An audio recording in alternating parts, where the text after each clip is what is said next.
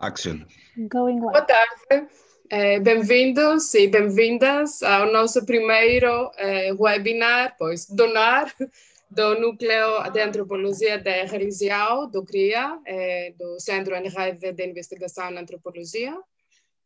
Agradecemos muito a vossa presença hoje.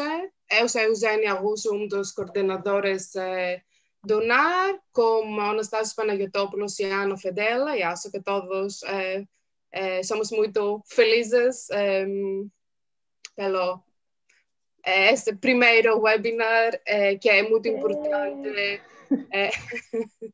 no início desse nosso esforço e um novo desafio também, numa maneira de juntar colegas cá do CRIA e de Portugal com colegas do estrangeiro e criar um espaço mais aberto, criativo e presente para conversar todos juntos sobre os temas da religião, espiritualidade, e por isso também para reforçar este espaço também decidimos fazer os webinars numa maneira bilingual, em português e também em inglês, e deixar a escolha da língua nos oradores convidados. E vou continuar agora em inglês, e me repetir um bocadinho, porque também temos colegas internacionais conosco hoje, que é muito bom para começar este diálogo criativo. So welcome everyone to the first webinar of the Anthropology of Religion here at CRIA, at the Center for Research in Anthropology. We're very happy to have you with us today and initiate this new effort and challenge of discussing religion and spirituality, and of bringing together the colleagues here from Portugal and CRIA with colleagues from abroad, and who may or may not speak English, so Portuguese, I'm sorry. So in that sense, we have decided to organize these seminars both in English and in Portuguese, and stay tuned. Today is going to be an excellent seminar, but more are coming in next month. So let me just start by introducing our first invited speaker, and who also wish to thank her very much for her availability and enthusiasm to initiate, to inaugurate this new series of webinars, who is Joana Martins, a doctoral researcher here at CRIA-Iscte, the Lisbon University Institute. Joana began to work on contemporary pagan movements in her master's studies, which resulted in a dissertation entitled The Wheel Turns, Ontologies, Nature and Seasonal Celebration of the Natural Cycles in the Context of Neo-Pagan Movements in Portugal. She's currently doing her PhD in anthropology with a scholarship by the Portuguese Foundation of Science and Technology, on a research project on contemporary paganism and witchcraft in Portugal and the United Kingdom, and how their approaches to the environment and gender relations informs and is informed by their social and political participation in the public space. Joana, if you're ready, we can start. Thank you very much. First of all, thank you all for being here. I will start with sharing the screen.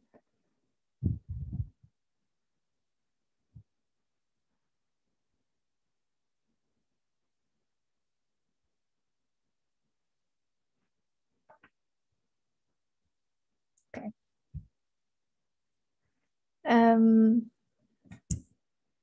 Today I will speak about the impact of coronavirus on contemporary paganism, both in Portugal and the United Kingdom. My research As Eugenia mentioned, it's about contemporary paganism and witchcraft in Portugal and United Kingdom. And I'm focusing on how the internal power dynamics related to gender relations and approaches to the environment inform their social and political participation in the public space. I will bring mostly information regarding the Portuguese context because with the lockdowns and the issues that the virus raised, I wasn't able to go to the United Kingdom to do fieldwork, even if I'm accompanying them through social media and doing interviews by Zoom or Skype. And I will approach what is and define what is contemporary paganism, who are the people that belong to these groups and these movements, as well as the ritual centrality for them. The transformations that COVID-19 brought to their religious and spiritual practices, and how they adapt to this new form of interaction as doing online and online rituals and ceremonies, and how important were these strategies to provide emotional and spiritual support to the community when facing these crises and challenges and uncertainty, as well as some strategies and methodological and theoretical challenges that were raised for the research. Contemporary paganism is an umbrella term used to define several contemporary religious and spiritual movements, groups, and traditions. It's very heterogeneous. However, they have some principles that unite them. The first one is considering nature as sacred and a sentient being,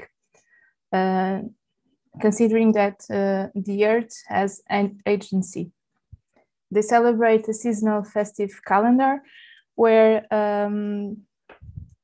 they, based on nature's cycles, this calendar is composed by 8 main festivals, and the four festivals that are most important to them are the celebration of the 2 equinoxes and the 2 solstices. They accept the divine as both feminine and masculine. They tend to be polytheistic and pantheistic. However, this is not mandatory. They use ritual and myth creatively, use magic. Again, this is not mandatory. It will depend of the group and tradition they follow. And they are reviving and reconstructing ancient and pre-Christian religious traditions and adapting it to the contemporary moments. And the emergence of contemporary paganism can be located around on 60s and 70s, just like the beginning of another social movements. And they are part of a tendency of contemporary society that the researchers speak about since the 1980s, that individuals are refusing to belong to institutionalized religions and are looking for alternatives to these institutionalized religions, mainly the Judeo-Christian ones. And they are refusing that the contact with the divine should be done through an external authority, preferring to create their spiritual practices.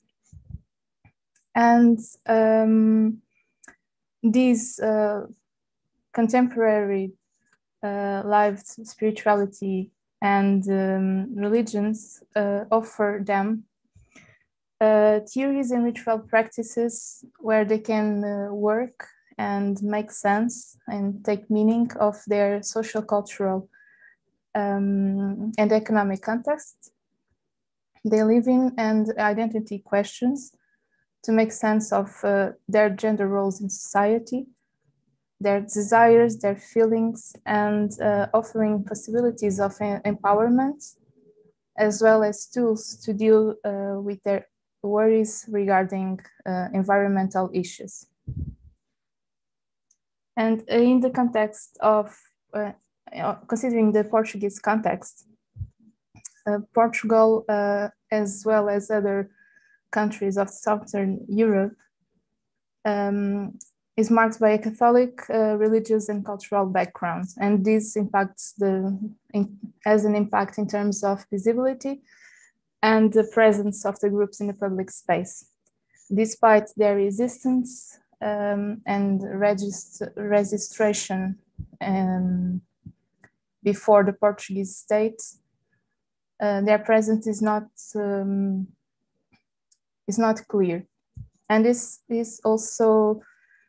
And this is one of the reasons that explain why we don't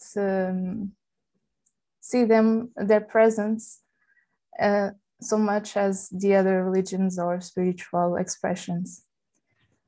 And as Ana Fidel noticed, the non-institutionalized nature of the movement, the tendency to practice alone, as well as the secrecy due to their fear of discrimination and social critique, and lack of consensus in terms of definitions and identification contributes to this tendency. But who are those people and who are they? And I'm finding that in my research, in terms of social characterization, it follows a tendency that different and several researchers speak about. Most of them are women, middle to upper class, middle age, with university level education. Some may be part of groups or practice alone, and they have to conciliate their job responsibilities with their spiritual and religious lives. Some of them can find sources of income in the context of contemporary paganism, doing tarot readings, or giving courses or workshops, or even being artisans that sell their items in festivals and events in general. But most of them have other jobs, and most of them are nurses, doctors. They can also work in as call center operators, teachers, administratives on several services. And most of them live in different cities. This is both true for the case of Portugal and the United Kingdom. And I've been working mostly with groups that has draw inspiration from Wicca, others that work with goddess spirituality, and others with Sumerian reconstructivism, as well as individuals that don't belong to any group. And considering all these characteristics, rituals are then central moments for them to be socialized and be together. They use these rituals to celebrate the seasonal calendar, as well as mark some rites of passages like birth and death, coming of age or marriage. And these celebrations mark both and celebrate both the turning of the seasons and their lives. And as I mentioned, these are moments where they can socialize, meet each other, and feel that they belong to a community. and also moments where they can establish the contact with deities and ancestors. This is considering group interactions. Obviously, when they are practicing alone, they do their own rituals and rites and ceremonies. But in a sense of this sense of creating a community, as they mentioned, is very important to have these moments. And they are very deeply sensorial ones, where all the senses have to be attuned and stimulated in order to reach that liminal space or in-between space that is characteristic of rituals. So the smells, the colors, the sounds, the taste of food that is shared, the different bodily responses as well as emotional ones all mark if the ritual has worked or not.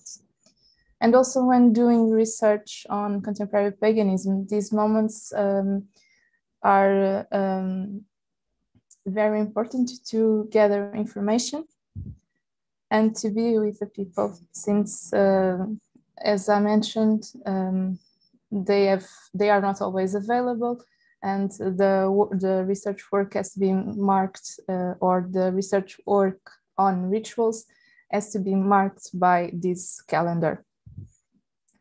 And then with the COVID-19 virus and the health risks posed by it, and with both the Portuguese and the British government raising several regulations to control the spread of the infection, from social distancing, mandatory use of masks, the limitation of the mobility of the citizens, closing several services, the general lockdown of the population,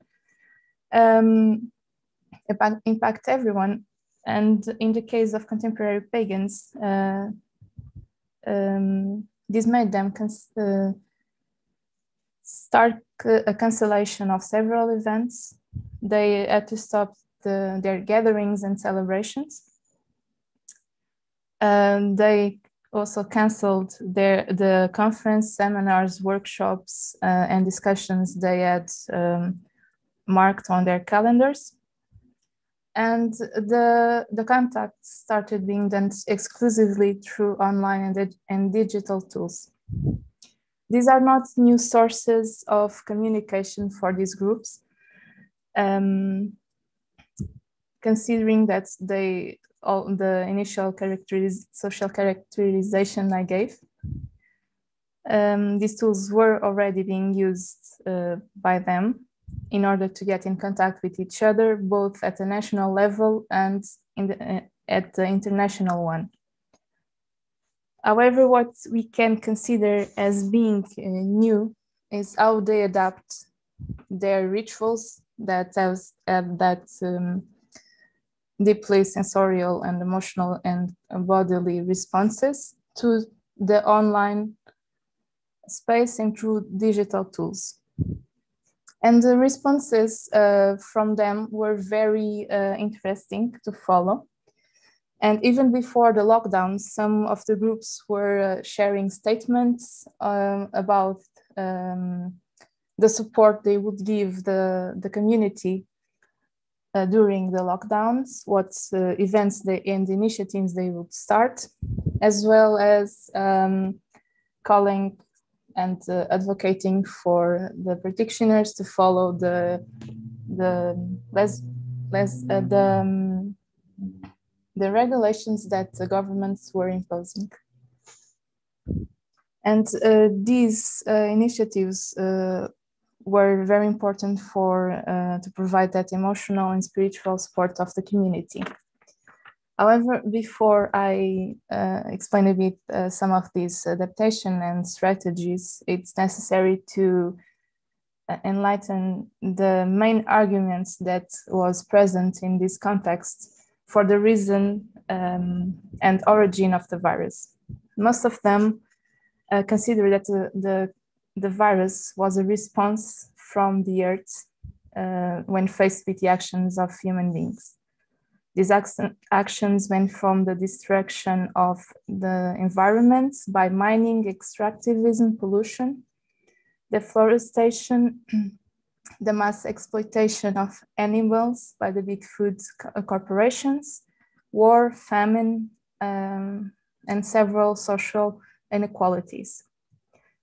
And in some, these actions that were done, all the actions that were done to the planet in the name of capitalism and neoliberal policies and interests. And the narrative was that the Mother Earth was telling her children that they needed to stop, like a mother telling her children off by bad behavior and disciplining them. And this is because they considering the connection that they have with the earth for their lived religious and spiritual practices, they consider that without her, the earth, humans will not survive. And in that sense, she was telling them that she needed to breathe and to find ways to reconnect. And also this argument provided an explanation for the causes and provided an explanation when they were facing this uncertainty of the situations. It gave meaning and sense to this vulnerability that they were feeling. And this is why, and that most of the groups started doing some of these strategies in order to stay in contact. They started doing guided meditations weekly or monthly, some presentations and lectures that and discussions on several themes regarding connected with contemporary paganism. That could be both daily or weekly. They also started inviting several researchers to do some lectures. They started organizing online markets for artisans that with the lockdown found themselves without the usual income they had when selling their items on festivals. They also started doing live stream on social media to discuss some of the themes or to engage with the participants or of the groups, or providing the necessary comfort that was needed. They also started creating several social media groups, more than the ones that already existed. Organizing magical currents for healing, protection, and also political activism. They organized one when the Black Lives Matters manifestations and demonstrations started. And they started doing rituals and ceremonies that were live streamed or pre-recorded or done in a synchronic way. And this changed from group to group. Some of them that could be present on their temples did the live stream or the recording from there. Others tried to follow the same structure that they follow on site rituals, with the opening of the magical circle, the invocation of the cardinal directions, the invocation of the main deities, and then the farewell of these deities and elements, and the closure and breaking of the magical circle. Or in synchrony, where each member of the group was in their own house, and at the same time and day, and following the same rite structure, they did the ritual and imagined that they were sharing the same astral dimension and were together in that more than physical space. And obviously there was some dimensions, very important dimensions that were missing. For once, the lack of social contact, and the contemporary pagan community did a great effort in providing this support and starting doing these initiatives. The full sensorial dimension was also missing, even if every person tried to create their own ritual space on their houses. And also the question of attention and immersion on the ritual. It was more difficult to be immersed on the ritual through the screen than it was on site. And some also mentioned that they missed doing the rituals on sacred nature, in sacred natural spaces. Those that lived close to some mountain or forest or the countryside could still do their celebrations on these places, but those that lived in urban areas or city centers could not. And however, these responses have shown how creative and resilient were these groups when faced with the uncertainty of that the COVID-19 virus raised. And the kind of spiritual and emotional support they offered was very important for the members of these groups and of the movement. For some of them, it was a beacon of light and healing for the community. And this support could be seen in two ways. For once, it was in the question of accessibility to the rituals. For some contemporary pagans, this was the first time that they could participate in some ritual or event, despite their economic, geographical, or accessibility conditions. Because some of the events that imply buying a ticket are very expensive, and they are usually concentrated on metropolitan areas, and not everyone has the means to access these events. And the other one is a question of emotional support, and spiritual one has to do with care. And if we consider that most of the members and practitioners of contemporary paganism are women that consider that at this time saw themselves with their routines changed and as the full providers of care for their families and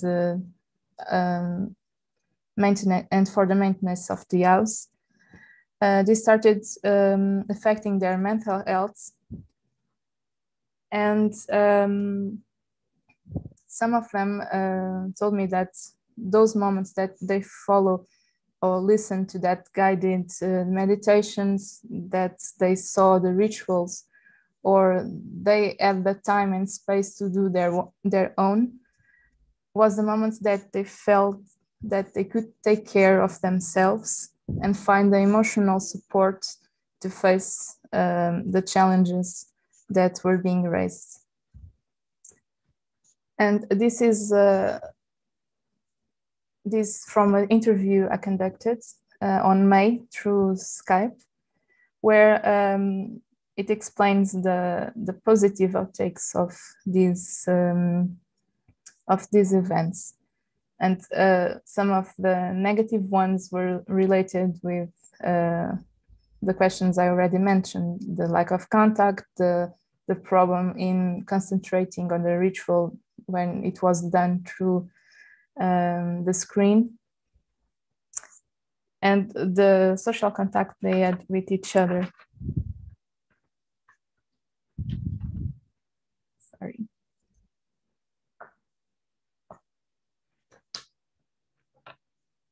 And another example of care, and in this case, and at a collective level, came from the fieldwork I did during the first Glastonbury Goddess Conference online, a conference that is very important for the Goddess movement, and that this year made it 26th. It was the 26th anniversary of the conference. And despite people saying that they were missing the magical and special space of Glastonbury and other goddess-loving people, they felt very grateful that the conference was still being held. Because in that moment, and more than other time, they needed that safe space to be with like-minded people, seeing some familiar faces, feeling that connection, and also have a space where they could find the legitimacy and acceptance to feel all the fear, all the pain, and work it to find some hope for the future. And when looking at several comment boxes on social media, people were explaining that they felt a connection, the belonging, and still felt that they belonged to that community and felt the energy of the goddess. And all of this shows that when humans face some crisis, religion and spirituality are central for them to find the support and that they need. And in this case, this crisis is not just an health one, it's a social, economic, financial, and political one that has shown how precarious are the systems we are supported in, and how difficult it is for individuals to deal and try to make sense of all this uncertainty and instability. And these were some of the tools that they could find to feel that connection and to find some hope. But also it was these strategies and were very useful also for the research. Obviously, I had to reconsider all my methodological and methods in order to do the research, and started using online and digital ethnography. Started also being more active in social media and being in contact with the persons I'm working with in this context. And it was also a way to emotionally and intellectually find the support and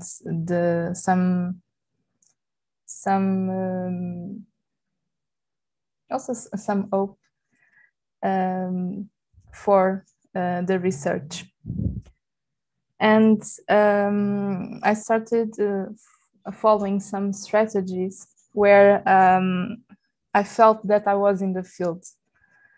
And some of these strategies are connected with that sensorial dimension that is so important in the context of contemporary paganism and on the context of conducting a research about it, which is the importance of the senses, of the experiences, of participating and being attuned to the emotional responses that arise when I'm doing that research on those moments. So I started burning incense, some essential oil, lighting some candles, building altars, in order to feel that I was conducting the research and I was in the field. And this also made me start thinking about what is the field and what is being at home. Anthropology has a long and deep literature about this question. And but in this case, doing the research at home was not just doing the research in my own country or city or neighborhood. It was bringing the field to my own personal and private space, and all the boundaries that were transpassed and how fluid they are. If we consider this question, it's still something that I'm reflecting on. I don't have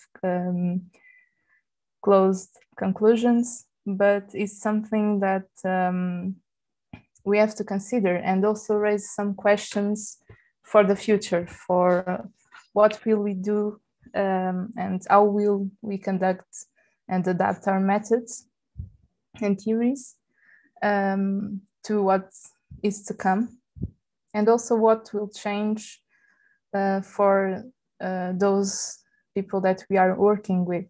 Will the rituals return to being only on-site events, or will also be on-site events with a live stream possibility?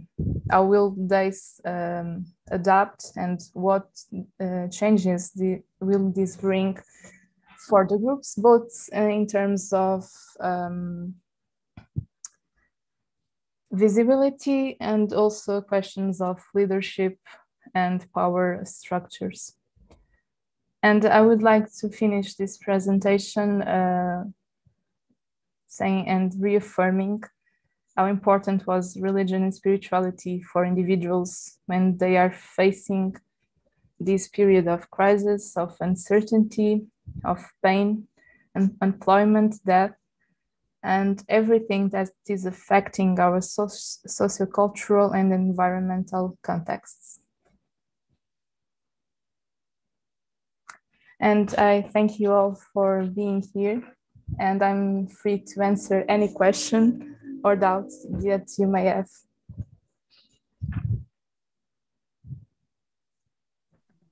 Thank you very much, Joana, for the very rich and very current presentation. And it was quite interesting, actually, to me, because as you are actually talking about the sensorial aspect of doing work on COVID and spirituality and religion, well, the sound of an ambulance, police car, I don't know. So, the whole, actually, I think that, it was a very anthropological of the senses experience, for all of us, one way or another. So, yeah, we would like to open the floor to questions, well, in English, but in Portuguese as well, if you prefer. Would just ask you to actually see you and hear your voice when you ask the questions instead of using the chat. But if you prefer to register your intention to ask a question in the chat, you can also do that. But we would like to have it this part more participatory in this way, and exchange and discuss. So who would like to ask something?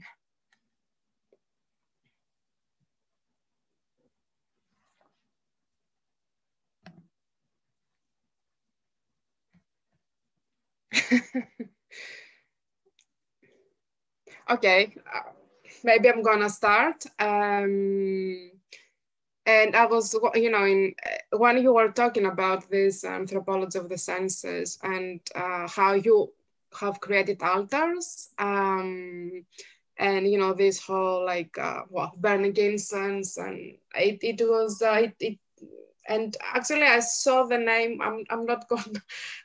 I saw that also. I think Emily Pierin is also with us, and it's funny because we have been discussing well, we discussed this in a panel at the last EASA conference, Anthropological conference, about and who have also been talking a lot with Anastasios about the autoethnography of, well, doing research on religion and spirituality in these times. So, you know, I mean, it might be, you know, would like to, you know, I would like you to elaborate a little bit more on that, on how do you think autoethnography can help, or is it useful, and how your interlocutors also engage in that way on that aspect.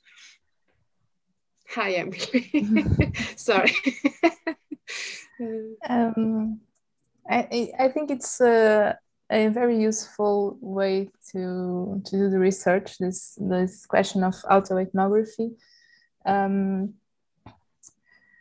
And for me, it's very easy to do it because of how long I've been working with these groups and the affinities and relationships I have with some of them.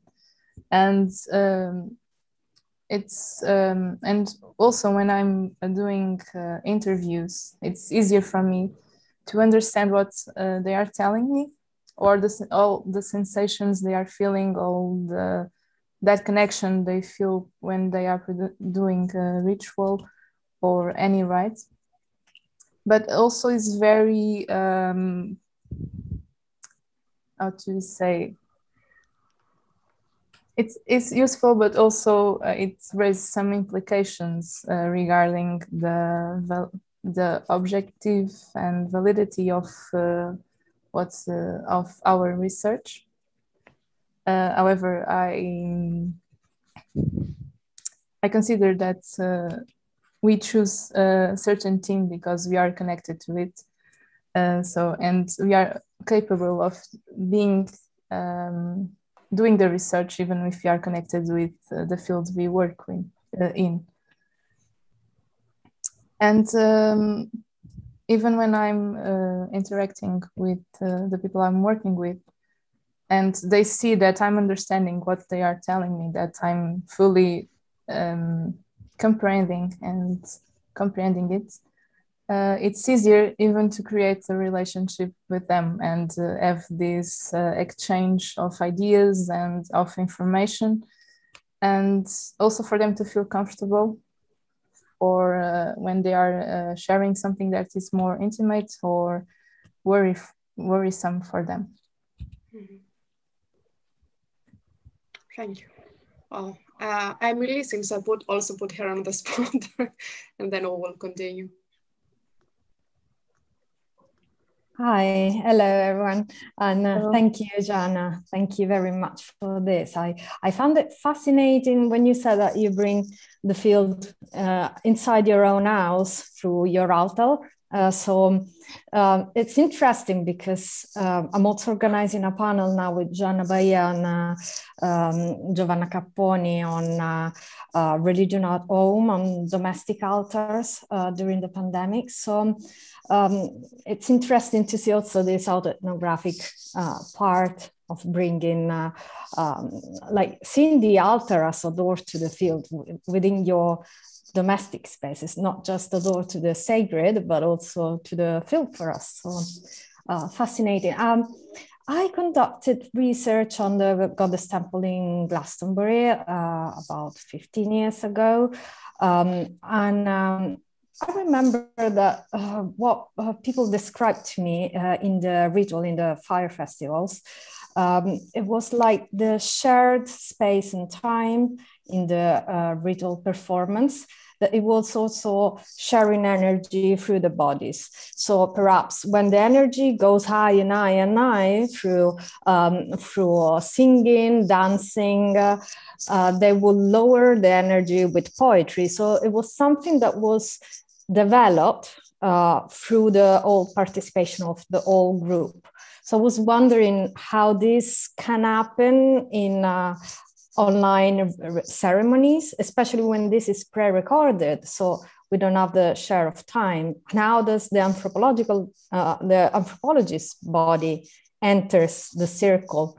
And how do we build the circle within our domestic space, if you get what I mean, this kind of protective circle for the group, but also where we enter with our ethnographic body. Thank you. Thank you, Emily. In this case, the ceremonies were live streamed. They did not pre-record it. Okay. And when we are participating in the ceremonies, it was through Zoom, actually. And they tried to engage the participants in some way and asked the participants to light the candle with that intention at the same time that they were doing it. They put up some music and sounds playing, even used some shamanic drums to help. Of course, that there was missing that part of that body, energy that flew through the bodies of everyone present. And also they tried to incentivize people to dance, or if they wanted to cry, if they wanted to laugh, and always reaffirming this notion that they were in a safe space. They could imagine that they were in the conference in Glastonbury, but I also had difficulties to, in some moments, to accompany everything, not being in the fields. And but also it's very interesting when considering that that notion of raising energy, that when I attune to that part of the field work, I also start feeling that energy. And in the second day, I felt very, very tired, even if like I was present in the field and I was in my own house. I also had at that time to process the experience of doing field work in that context, because it was so different, but at the same time, something was shared in that moment. But we could see that some people were not so engaged in it, and not everything and the reach they were expecting to. But the ceremonies were something that everyone were expecting and were commenting that they felt on that present in energy, even if they were across the globe or on their own houses. I hope that this answers your question. Yeah, maybe I will just ask also, what about the landscape, which is a central part of the Glastonbury rituals, especially in the Glastonbury conference with all the different sacred sites. So how will this enter the digital space? First, the theme of the conference was Mother Earth. So it was asked for every participant to attune to the landscape they were in, and to imagine that they were celebrating on that landscape. And they used some visual images to help during the ceremonies, putting some image, and every priestess was representing a continent, for instance, and they tried to reproduce that visual dimension to help the participants. But they were also in Glastonbury, all the priestesses that were conducting the ceremonies. So they were together on their temple. The participants were not. So they still had that landscape, and the landscape was still very present for them. But for the participants, it wasn't. Thank you. Katarina Barata would like to ask a question. Yeah, hi, can you hear me? Yes. Thank you, Joana, for a very interesting presentation. I really enjoyed it. And I would just ask you to please elaborate a bit on two things that cross my mind when I think about this issue, which is because you talked about gender, and I would like to hear more about some how gender is conceived sometimes in these spaces, and if you found some essentializing discourses about gender, because, and I ask this because I work with birth, and many times as a reaction to highly interventive medicalized birth in Western society, we find some essentializing discourses about the powers of women to give birth, and that, well, this is my bridge, but I believe there must be more to this. And then a second question or issue I'd like to hear a bit is about political affiliations.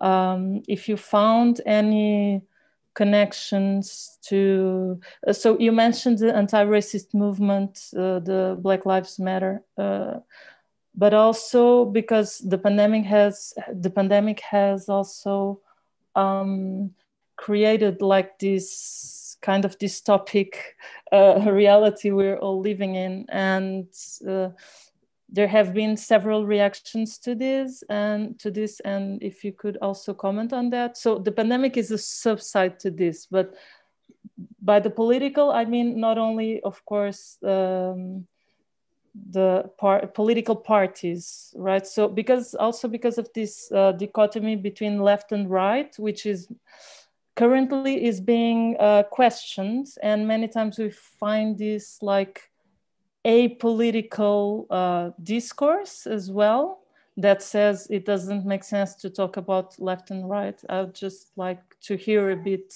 on your take on that, on what you found. Thank you. Thank you, Katerina. Regarding the gender, yes, I find very essentialized discourses on the fields. And when I ask about it,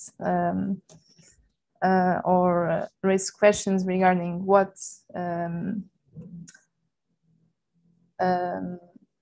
alternatives there is to go past this dichotomy, the answer is that since they are connected with nature, they are following the natural predisposition that can be found, the existence of a male and female in all the species. But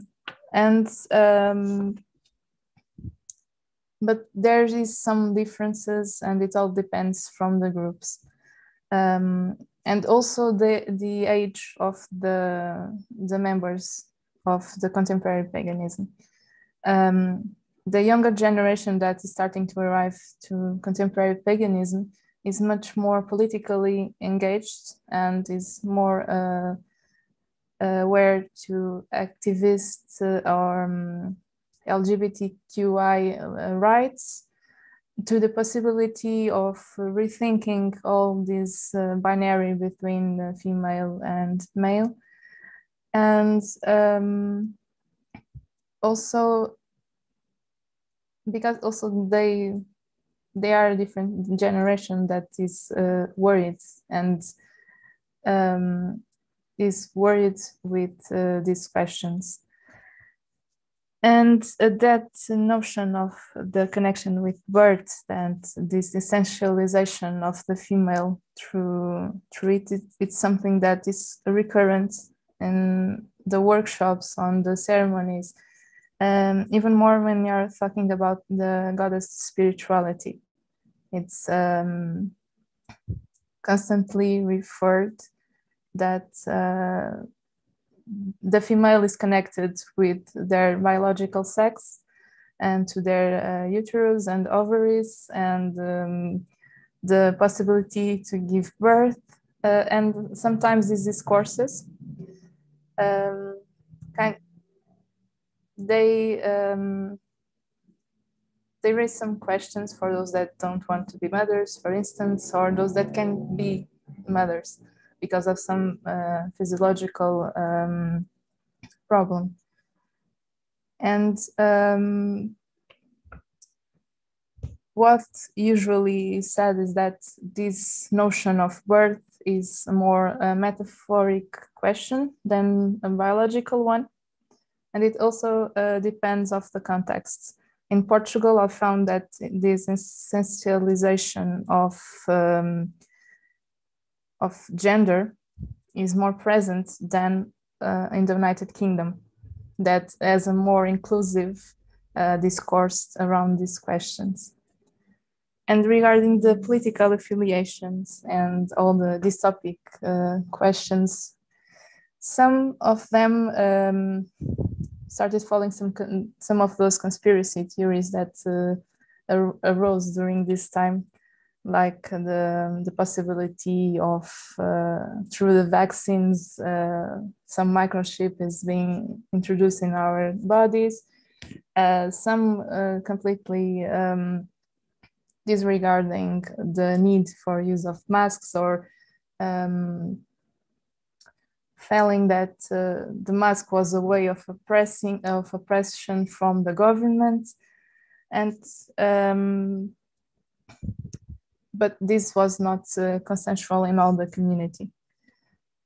In terms of political affiliations, most of them, or at least the ones that I'm working with, they follow more the left side political left narrative and discourse and ideology. But there are some alt-right groups related to contemporary paganism because of all the notion of authenticity, of legitimacy to conduct their spiritual and religious practices.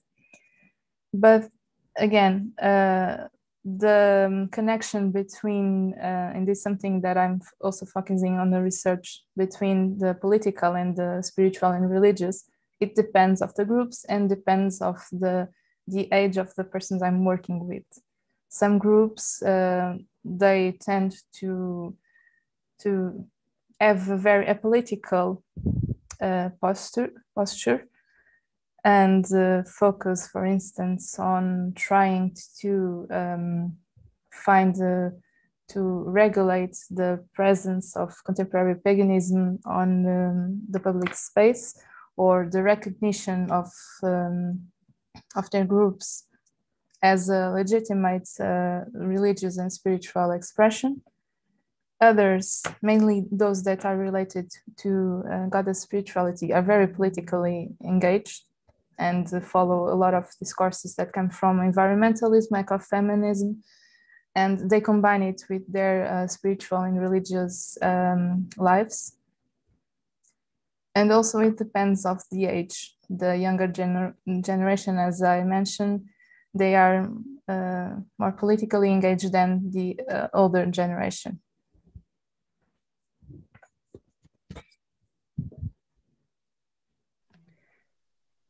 Thank you. Lisa Spinelli has also a question.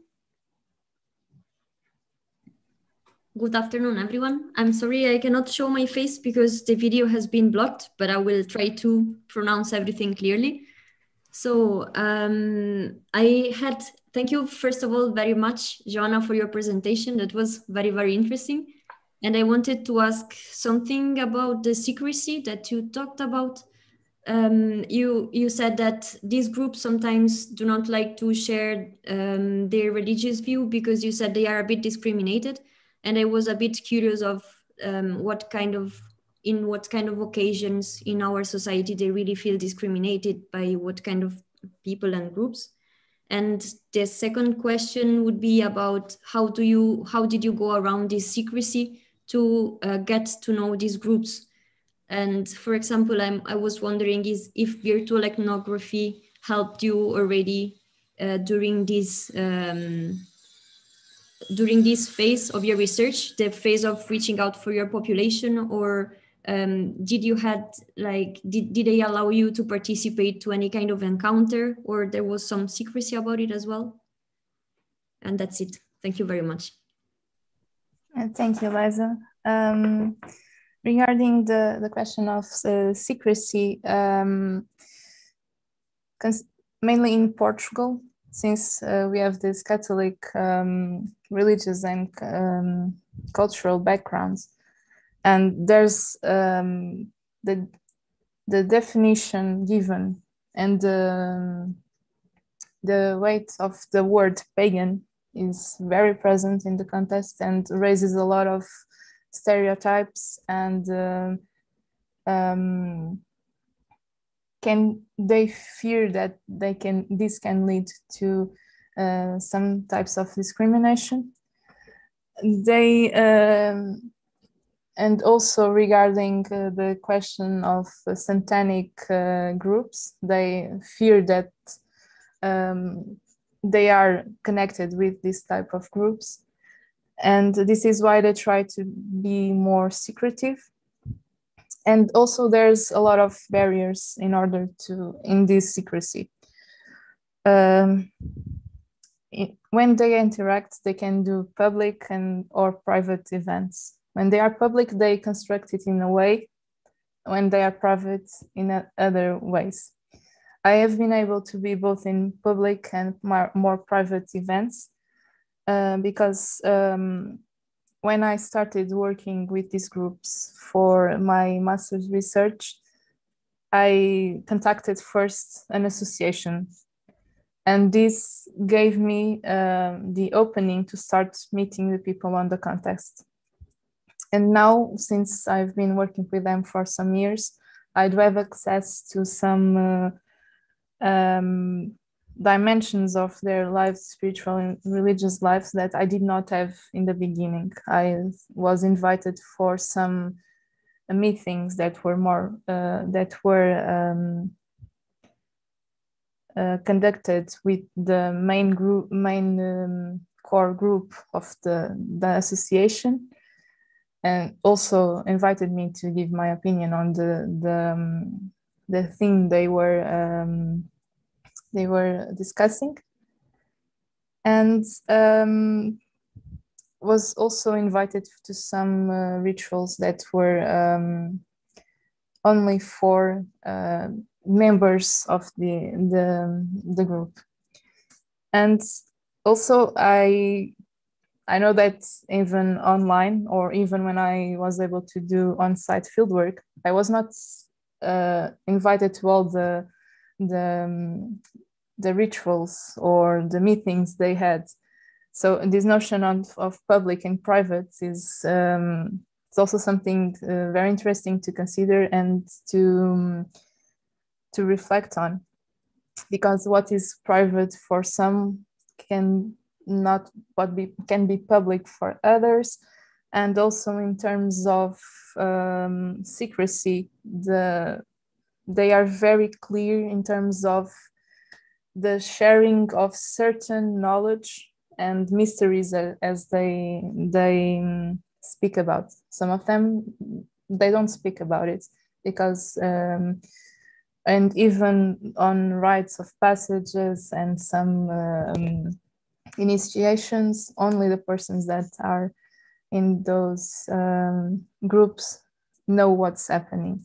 So the information I have is all very relative, and is what the people I'm working with want me to know, in a way.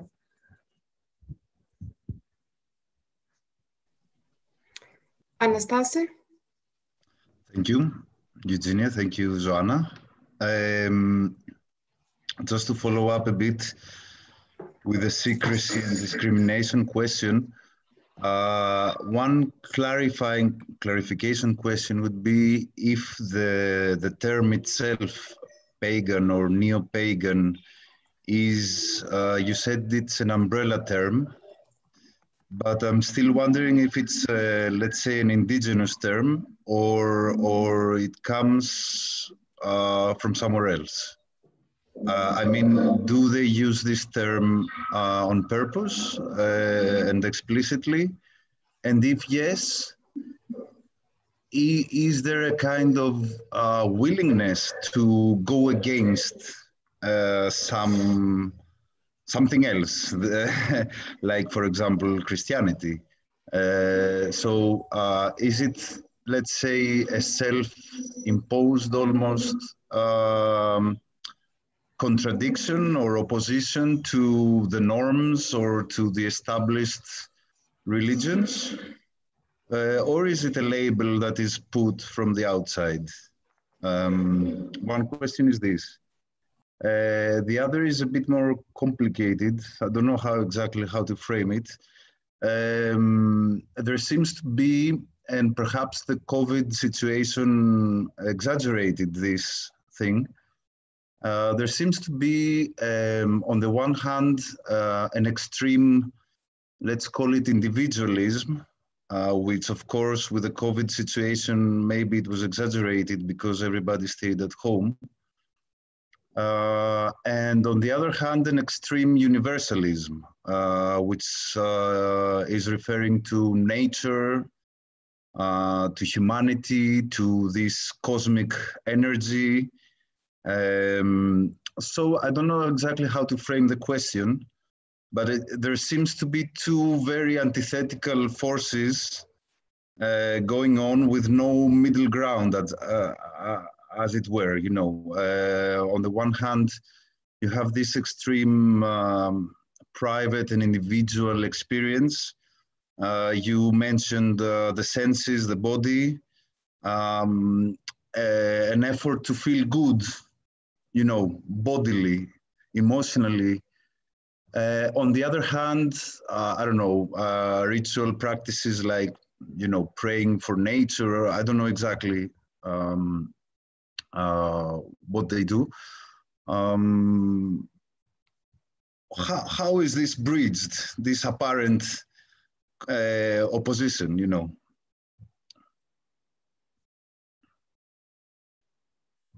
Okay, regarding the use of the term pagan, it's something that they call themselves. It's a emic term. However, the definitions that are given all depends. And also, it's not consensual, the use of this word. For instance, the goddess spirituality does not prefers to be defined as the goddess people than as a pagan, because of the weight of the word and all the fear of discrimination. And also because the word pagan is also connected with the beginning of, or reframing, it's connected with one of the main groups that practices, that is Gardenian Wicca, that they consider that they are, they reproduce the same structures that they want to follow, they want to fight against, like a very patriarchal structure, and with the presence of the power concentrated in the male or the priests of the group, even if there's a priestess present. And have had people defining themselves as pagan, other defining as neo-pagan, depending with who they were speaking to. But the most commonly used is pagan. And obviously there's always the creation of an us and a them, and the them usually is Christianity. And they use this label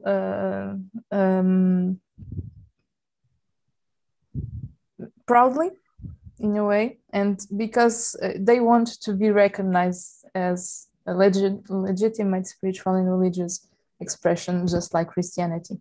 But this discourse about Christianity, the persecution that the pre-Christian groups were suffered, and all that is present, and also a bit of a romanticization of or a romantical view of what is pagan, because pagan is also connected with one of the definition is dweller of the countryside, and pagan is supposed to be closer to nature, and they all play with these different dimensions, be it the connection with the world with the more natural dimensions, be as a political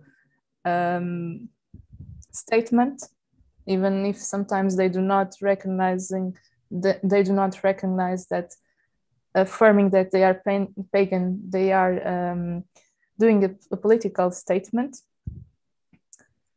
And also there's another dimension that the use of the words witch, some of them mention that they are witches and that they are pagan, and it's a lot of layers that all depends of the groups of the people that I'm working with.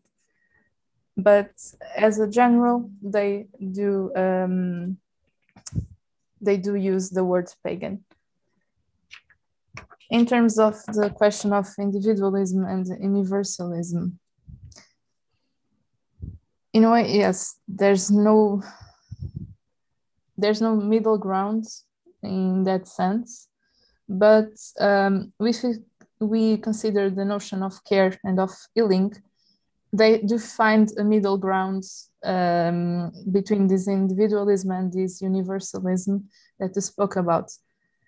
That it's only through the healing and care of the individual that they can care and heal the planet or nature or all the problems that exist with humanity. And it's, at least for now, it's those are the two questions where I can find these middle grounds for them, because they do care, they want to, all the actions they take to protect the planet, and they know that protecting the planet, they are protecting themselves. It's seen as a full circle, that without the planet they would not survive. But also there are some extreme discourses where saying that the planet without humans would be much better. And I think it's also depends of the approaches they have to both to the environment, to their role in society and their cultural contexts, and also economic and financial dimensions that all, and political ones that are all involved in these definitions. And for now, are the two dimensions that I can find that they do agree. And also when it's recurrent, it's normal that in some rituals there's always a mentioning to peace, to healing, to taking care, to respect, and to connect with each other and with the planet. So the middle ground is kind of creating a mirror between this individualism and this universalism, rather than, let's say, for example, because you said that in the discourse there is also an understanding of you know, the political, economic, I mean, a criticism of capitalism or whatever, but this is disjoined from this bridge. The bridge is made directly between the individualism, let's say, and the universalism of Mother Nature, rather than linking it to these other factors, let's say. Do they, for example, pray against capitalism, for example, or you know what I mean? Yes. Well, if we, and this is a part of the research, consider that one of the ways that they have to connect with the environment is through activism. These questions are interact. because they do in their spiritual and religious practices integrate this activism in a way. For instance, they do it more sometimes, how do you say, sometimes they do it more consciously than other times.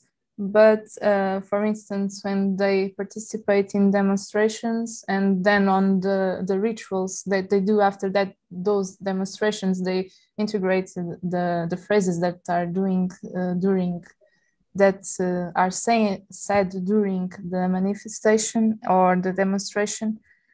They are integrating all these elements on that individualism, universalism, and all the political, economic contexts. And for instance, in the case of the goddess spirituality, the criticism regarding patriarchy, misogyny is very present. And even on rituals, they do tend to they call for the empowerment for women and also men that participate in these groups to get the empowerment they need to get rid of these capitalism, patriarchy structures, or patriarchal structures that they are contributing to their suffering, and through working on it at the individual level, they can do it on a universal one.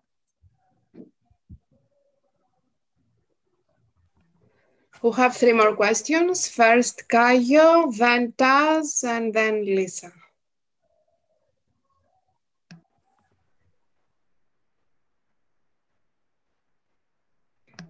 Caio, não podemos ouvir nada.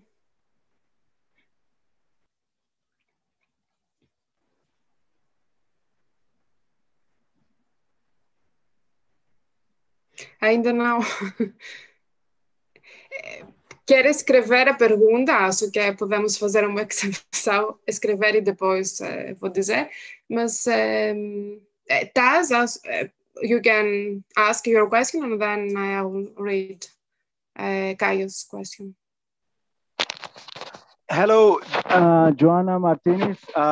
Thank you very much for your very informative and very nice presentation. I really, really enjoyed it. I have just been back from my my ancestral village that's in the Hindu Kush in the Himalayas. And I was lucky to be away for 6 months. And I belong to a traditional pagan, so to speak, if you allow to extend the definition. It's a traditional ancient society, animistic society. And my question is just something more about in the contemporary paganism. How do they organize the priesthood, and how these structures are working, and how they kind of proselytize or involve, or a membership is how it's open to everyone, or on what fundamentals it is based upon? Thank you.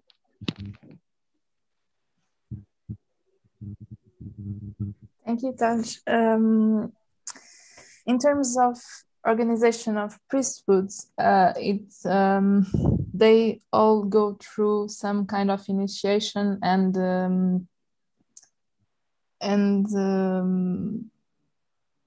scholars education to be part to attain that role, and it's something that is different from group to group and tradition. And it's something that is done through some milestones. they start as a basic level, doing the education for priesthood, and they only reach the called higher priesthood after some years of working both spiritually and magically to attain that degree. And in terms of membership, some groups are more open than others, and there's always a core circle within that wider group. And what is what those that belong to the wider group can reach, it's different from what those that are in the inner one do. So there's always this level of these structural differences and hierarchies inside the groups. There's the high priesthoods, then there's the priests and priestesses, and then there's the other members of the group that can be part or not of certain events, depending of what the inner group defines. And this is in the case of groups, and in particular ones, for instance, those that follow Gardenian Wicca. For those that follow Douglas spirituality, there's all the education to be a priestess, and they go through several initiations that I personally don't know which are. And there's another question for those that they do not belong to a group. They can decide if they are a priest or a priestess, pending their readiness to be so. So there's, and this is something that that can differ from when you consider the pagans that practice alone and the groups. Some groups do not recognize that person that practices alone can be called an high priest or high priestess, or a priest or a priestess, because it all depends of their principles and the way that they see priesthood. I hope that it answers your question.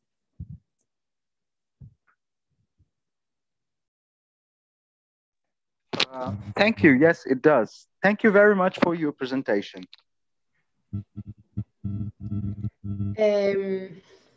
Well, Caio did put his question on the chat. I'm gonna read it, but let's try once more just in case you can actually ask the question live. I don't know.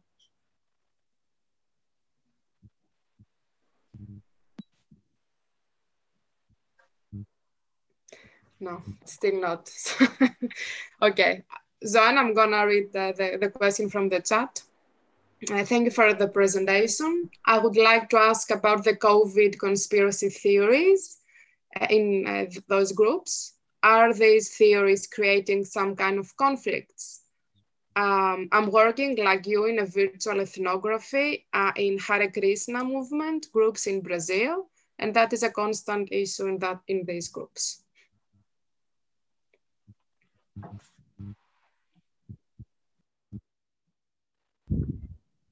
Yes, there's these conspiracy theories do raise conflicts inside the groups.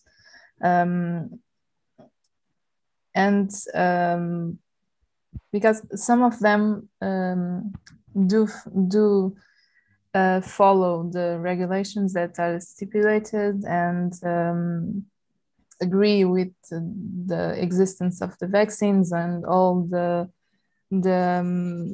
immunity dimension of against the virus, and not every every pagan or every group follow these conspiracy theories. Those that follow, they have a very particular view of what is part or what is being part of the system, and fighting against this system in a way. The most disseminated ones are those that relates with the restriction to their freedoms by the government. And these do raise conflicts, and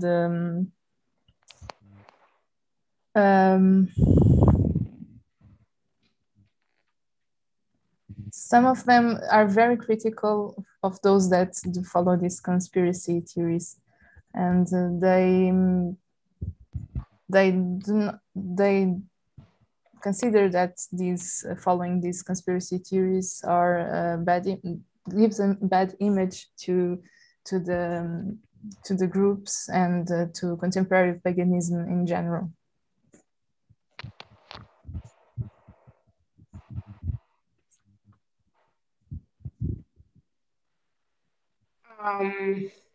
Lisa has a follow-up question, and then Joana. Hello again. I wanted to ask something about self-representation. Since you said that the majority of people belonging to these groups pertains to our society's middle class, and again, going a bit about the secrecy thing that I was asking before, how do they view the role of anthropologists inside their groups? And how do they think about the representation that is given about them from the outside? And what about instead they like to communicate? And that's it. Thank you. They are very receptive to work with anthropologists or other social scientists, because in the case of Portugal, there's not a lot of research done on contemporary paganism. So when there's opportunity of someone that belongs to academic and research context to work with them, they are very receptive to participate in these studies. And I did not have any problem being part and participating in some of these elements. They were happy for me to be there, because it's a way of being recognized and being represented, and also the question of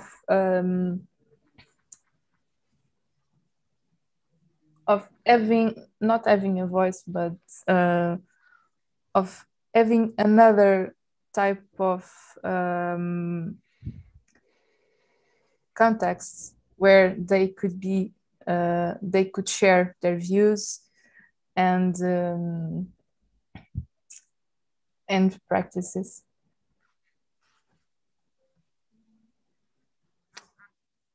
Joana? Hi, congratulations, Joana. This is a very interesting work and you are a wonderful speaker. I have a follow-up question to Caio's question and your answer. I was wondering if you have found discourses relating to COVID is the planet or nature cleansing itself, and if you have found groups that are worried about the overpopulation of the earth and how dangerous it can be to paganism. Thank you.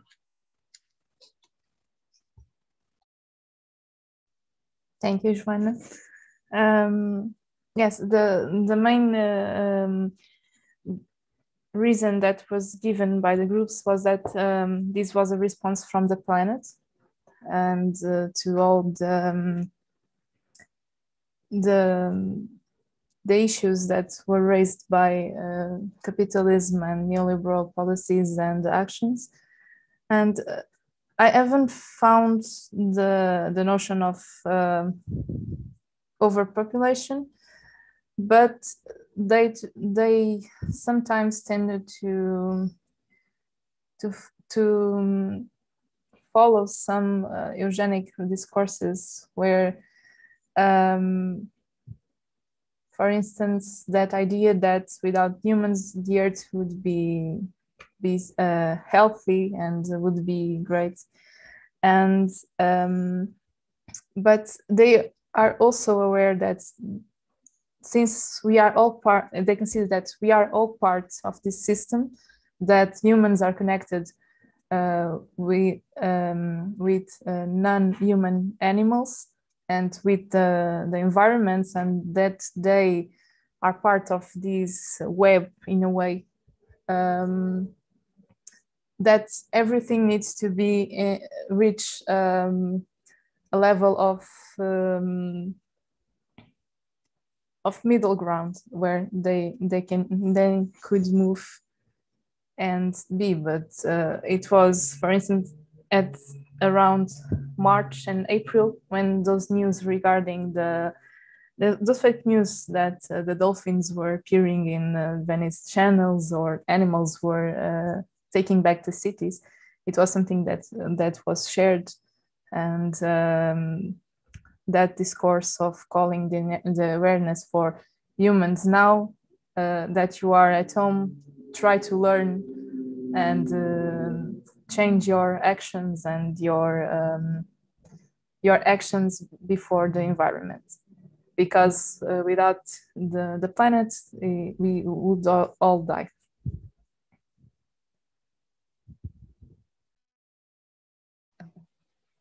Thank you. We'll have time for just a couple of questions, if there's any last urgent question that you would like to ask to Joana.